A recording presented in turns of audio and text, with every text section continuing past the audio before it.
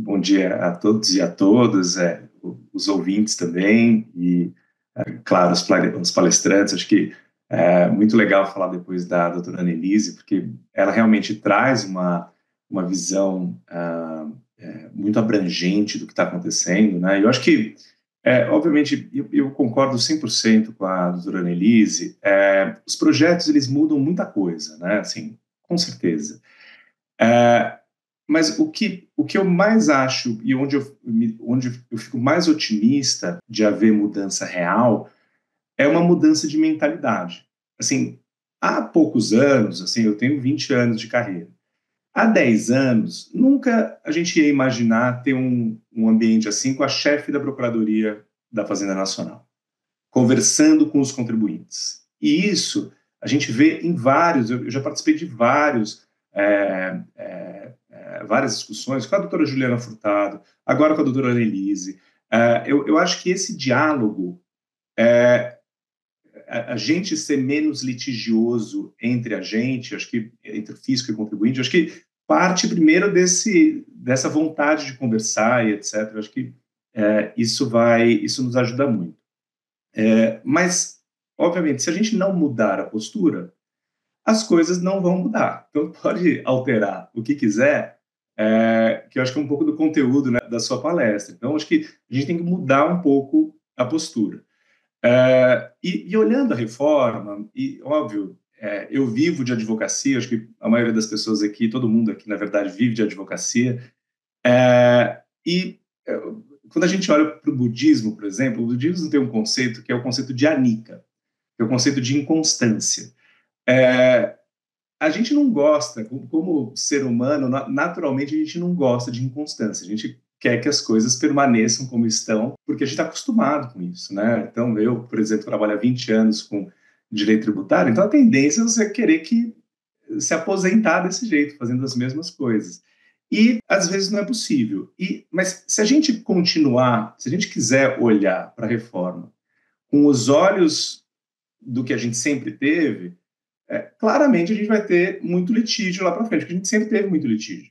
A gente tem que olhar para a reforma como alguma coisa que vai mudar e que vai melhorar. Dá para dizer já que vai mudar e que vai para melhorar, que vai melhorar? É difícil, né? Tem até uma fala e uma anedota, né? Em 1972, o premier chinês, o Zhou Enlai, teve uma conversa com o Kinsey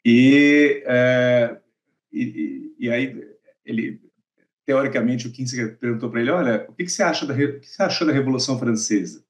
Isso era 180 anos depois da Revolução Francesa. E ele falou: olha, é muito cedo para dizer. Depois, esclarecimentos sobre essa fala dizem que essa fala ocorreu em 1972 e ele estava se referindo a protestos que houve na França em 1968. Mas, claro, a anedota é boa quando você olha para a Revolução Francesa e diz: olha, 180 anos depois da Revolução Francesa, eu não consigo dizer muito bem se isso é bom ou é ruim. O que eu posso dizer é que o projeto é muito bom. O projeto de criar um VAT com crédito amplo é espetacular. Se o crédito for amplo, a tendência é que a gente tenha muito menos litígio. A doutora Annelise fez referência aos litígios de PIS/COFINS. Grande parte dos litígios de PIS/COFINS dizem respeito à não cumulatividade. Grande parte dos litígios de ICMS diz respeito à não cumulatividade. Então, se isso realmente for resolvido, a tendência é que haja uma diminuição muito grande de contencioso. Mas o que eu gosto de olhar, eu gosto dessa figura, é que se a gente pudesse ter aqui o Rubens Gomes de Souza, um dos autores do Código Tributário Nacional, explicando para a gente o ICM que foi criado lá atrás, pareceria que ele estaria explicando a IBS e o CBS, o IBS e a CBS. Porque a ideia do ICM sempre foi um imposto de crédito amplo. E a Constituição, as constituições que previram o ICM, tinham um pressuposto principiológico de falar do princípio da não cumulatividade na Constituição, mas e só do princípio da não cumulatividade, não tinha a operacionalização do princípio da não cumulatividade na Constituição, mas a ideia, quando se criou, foi um VAT moderno, como funcionavam e funcionaram depois os VATs da Europa. Não funcionou assim. Por quê? Todas as interpretações que o Supremo deu no decorrer do tempo foram no sentido de que, e hoje o que prevalece é a interpretação de que a lei que define a não cumulatividade que está na Constituição. Então, se a lei limita, é aceitável limitar a não cumulatividade da Constituição. É possível que isso seja alterado, esse entendimento seja alterado, ou essa sistemática seja alterada com a alteração da Constituição, que prevê agora, em detalhes, como ocorre a operacionalização da não cumulatividade? Sim, mas e se os fiscos quiserem limitar a não cumulatividade? Isso vai ser aceitável no futuro? Eu não vou estar aqui para dizer. Isso a gente vai saber daqui a 60 anos. Mas acho que essa referência do que aconteceu é importante para a gente saber, se a gente tiver a postura de desafiar essa não cumulatividade, limitar esses créditos, fatalmente a gente vai ter contencioso pela frente. É claro, a gente, olhando hoje o projeto, né, eu acho que a doutora Denise já mencionou alguns pontos de atenção. E dentro de um dos pontos de atenção que a doutora Denise mencionou, que é a multiplicidade de possibilidades de interpretação, realmente esse é o que mais me preocupa, né? Então, como hoje a gente vai ter como agora a gente vai ter tributação no destino, muita gente vai poder interpretar muitas operações, né? E a gente vai poder ter em cima dessas interpretações muitas autuações.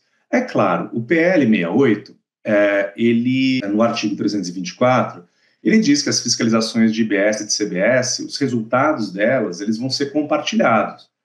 Mas ele não diz que a interpretação do fiscal do município, que hoje é fiscal do município, tem que ser igual à interpretação do fiscal federal. Então, assim, o que vai vir disso, a gente só vai saber daqui a pouco, entendeu?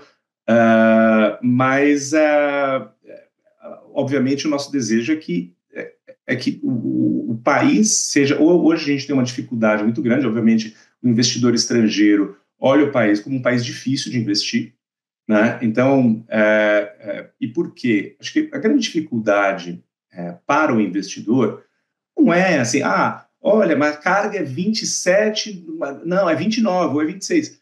Esse não é o problema. É só falar quanto que é a carga e as pessoas poderem se planejar que está tudo bem. Agora, o problema a carga é 26, mas depois você pode ser cobrado em 52 com uma multa de 75%. Aí acaba com qualquer negócio. Então, eu acho que essa... E, claro, essa discussão não é fácil, porque a gente tem uma democracia. E a gente tem uma democracia federativa, em que os estados, com razão, não querem perder a sua autonomia, os municípios não querem perder a sua autonomia, e dentro disso, a gente tem que encaixar a ideia de que estados, município e União deveriam ter uma opinião ou uma interpretação uniforme sobre esses novos tributos. Como é que faz isso? O Congresso está tentando melhor, mas é um arranjo difícil, né? Então, claro, a gente está acompanhando, a gente já vê algumas questões que podem gerar litígio, por exemplo, a cobrança de imposto seletivo na exportação de minerais. É alguma coisa que pode gerar litígio do jeito que está redigido. Então, acho que... mas a gente só vai saber mesmo quando a reforma for aprovada e estiver em vigor e essas interpretações por parte das autoridades fiscais e dos contribuintes começarem a surgir. Muito obrigado.